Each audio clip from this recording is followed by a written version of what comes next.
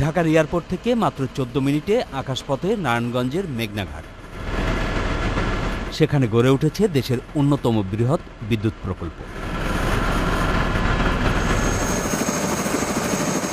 450 মেগাওয়াটের সরকারি বিদ্যুৎ কেন্দ্র আগেই ছিল। এর পাশে চালু হয়েছে সামিট গ্রুপের ৩৩৭ মেগাওয়াটের এই বিশাল কম্বাইন্ড সাইকেল বিদ্যুৎ কেন্দ্র। প্রধানমন্ত্রী শেখ হাসিনা এর নির্মাণ কাজের উদ্বোধন করেছিলেন ২০১১ সালে। আর এবছরের মে থেকে প্রাথমিকভাবে জাতীয় গ্রিডে ২০০ মেগাওয়াটের বেশি বিদ্যুৎ দিচ্ছে কেন্দ্রটি।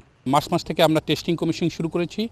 গত মে মাসে লাস্ট থেকে আমরা সিম্পল সাইকেলের কমার্শিয়াল অপারেশন শুরু করেছি। যুক্তরাজ্যে জির অত্যাধুনিক প্রযুক্তি আর ৪০০ চীনা কর্মীর সঙ্গে ডুয়েল ফুয়েলের এই বিদ্যুৎ কেন্দ্র গড়তে ভূমিকা রেখেছেন দেশীয় প্রকৌশলীরা।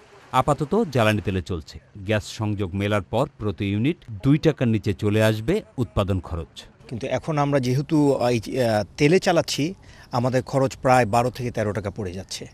এবছরের শেষ দিকে এই কেন্দ্রের উৎপাদন বাড়ার পাশাপাশি সামিট গ্রুপের আরেকটি বৃহৎ বিদ্যুৎ কেন্দ্র চালু হবে বিবিআনায়। আমাদের প্রত্যেকটা প্রজেক্ট সময় মতন হচ্ছে। মেঘনাঘাট আপনারা দেখছেন ২২০ মেগাওয়াট বিদ্যুৎ উৎপাদন করার ক্ষমতা বর্তমানে পৌঁছে গেছে। ইনশাআল্লাহ ডিসেম্বর মাস থেকে ৩৩৫ মেগাওয়াট বিদ্যুৎ উৎপাদন করতে পারবে। আবার জানুয়ারি মাসেই বিবিআনার থেকে ২০০ মেগাওয়াট বিদ্যুৎ উৎপাদন করা যাবে। তবে উদ্যোক্তারা বলছেন বড় বিদ্যুৎ প্রকল্পে অর্থায়ন বড় সংকট। এই লোনটা বিদেশের থেকে আসলে অনেক বছরের জন্য পাওয়া যায়, অনেক দাম কমে পাওয়া যায়। ডলার লোন আপনারা জানেন যে 4.5%-এ পাওয়া যায়। বাংলাদেশের টাকায় লোন নিলে 11%, 10%, 10.5%, 11.5%। আর সবচেয়ে বড় চ্যালেঞ্জ বাংলাদেশে এখন, যেটা বাংলাদেশে থেকে টাকা জোগাড় করতে হলে বাংলাদেশ থেকে টাকা পাওয়া যায় খুব কম সময়ের জন্য। তারা আরও বলেছেন অর্থসংকট আর প্রক্রিয়াগত জটিলতাই অনেক সময় থমকে যায় প্রকল্প।